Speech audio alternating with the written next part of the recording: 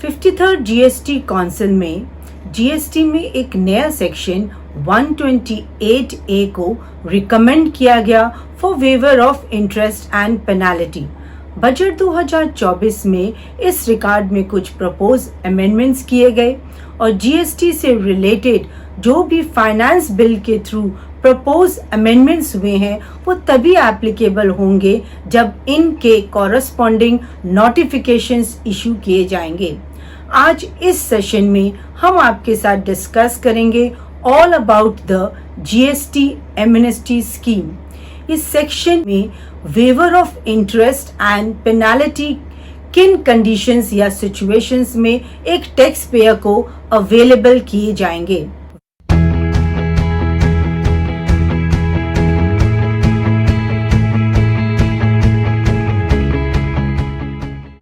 Hi friends, welcome back to my channel. I am CA Anita Agarwal. यदि आपने अभी तक मेरा चैनल सब्सक्राइब नहीं किया है तो subscribe my channel and press the bell icon ताकि आपको इस तरह की वैल्यूएबल इंफॉर्मेशंस की नोटिफिकेशंस मिलती रहे। Like the video and share with your friends and relatives in order to create awareness.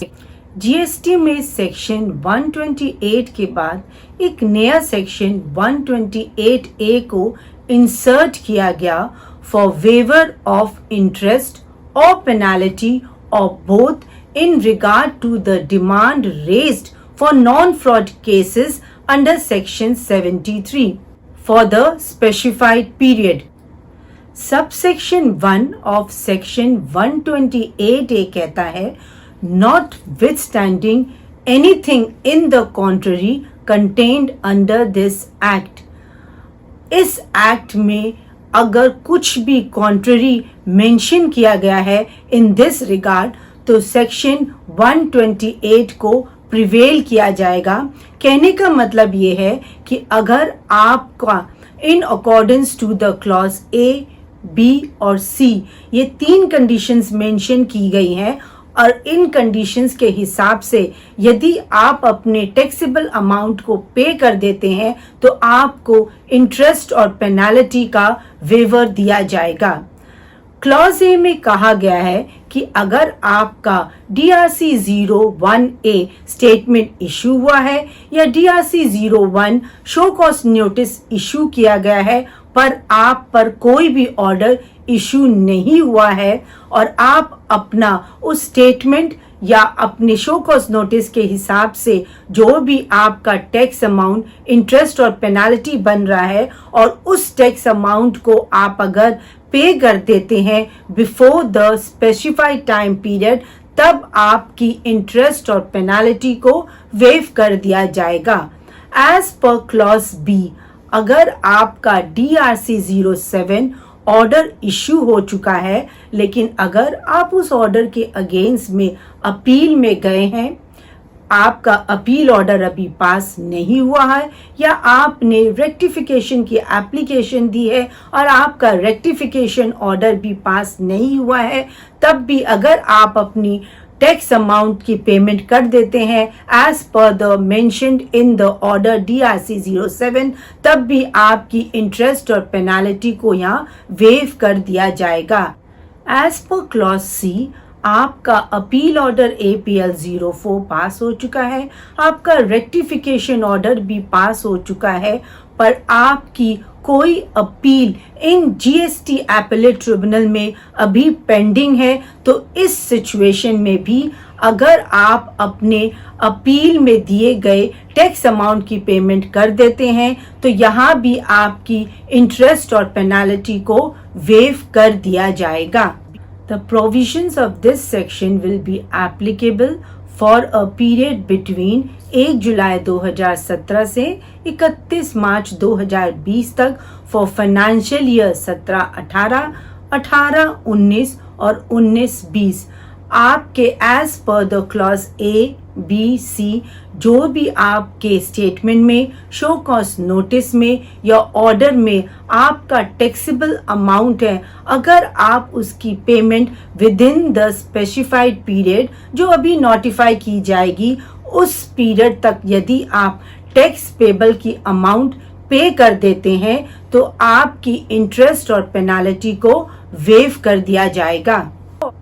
As per the proviso of the section 128A,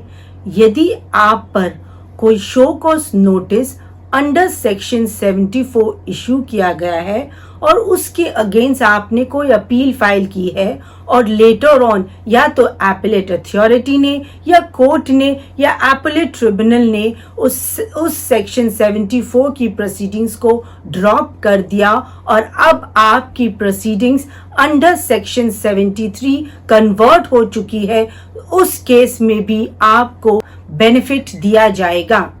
मान लो department की तरफ से आपके अगेंस्ट कोई अपील फाइल हुई है जिसमें एडिशनल टैक्स अमाउंट की डिमांड आप पर रेज की गई है। यदि आप बेनिफिट लेना चाहते हैं फॉर वेवर ऑफ इंटरेस्ट और पेनाल्टी, उस सिचुएशन में आप ये बेनिफिट तभी ले सकते हैं जब आप एडिशनल टैक्स अमाउंट की पेमेंट करेंगे। यदि आपने फाइनेंशियल ईयर 17-18, 18-19 या 19-20 का आप पर अगेंस्ट कोई भी ऑर्डर या डिमांड रेज की गई है और जिसका टैक्स, इंटरेस्ट और पेनाल्टी की अमाउंट आपने पे कर दी है, तब इस स्कीम में आप उस इंटरेस्ट और पेनाल्टी का रिफंड क्लेम नहीं कर सकते। सब सेक्शन 2 ऑफ सेक्शन के हिसाब से आप इस स्कीम का benefit of waiver of interest नहीं ले सकते यदि आपका कोई एरनेस रिफंड आपने क्लेम किया है। सब सेक्शन 3 कहता है कि यदि आपका कोई भी केस, आपकी अपील पेंडिंग है या तो एपेलेट अथॉरिटी में या एपेलेट ट्रिब्यूनल में या कोर्ट में, आप जब तक उस पेंडिंग अपील को विड्रॉ नहीं कर लेते तब तक आप इस स्कीम का बेनिफिट नहीं ले सकते। Sub section 4 of section 128A में मेंशन किया गया है कि यदि आप सेक्शन 128 का बेनिफिट ले लेते हैं फॉर वेवर ऑफ इंटरेस्ट और पेनाल्टी, इन केसेस में आप उस ऑर्डर के अगेंस्ट फर्दर कोई भी अपील अब फाइल नहीं कर सकते। एक बार आपने एमनेस्टी स्कीम का benefit for waiver of interest and penalty under section 128A ले लिया, तब आपकी जो भी प्रोसीडिंग्स थी उन्हें कंक्लूडेड माना जाएगा और उस प्रोसीडिंग्स के अगेंस्ट अब आप कोई भी अपील फाइल नहीं कर सकते। 9 सितंबर 2024 को 54 GST काउंसिल हेल्ड होगी और जिसमें एक्सपेक्टेड है कि सेक्शन 128 से रिलेटेड नोटिफिकेशंस इशू किए जाएंगे, जहां ये क्लेरिफाई किया जाएगा कि आपको एमनेस्टी स्कीम का benefit for the waiver of interest लेने के लिए आपको अपनी टैक्स पेबल की अमाउंट कब तक पे करनी है और किन कंडीशंस में ये पेमेंट की जाएगी। Hope guys this video has added value to you.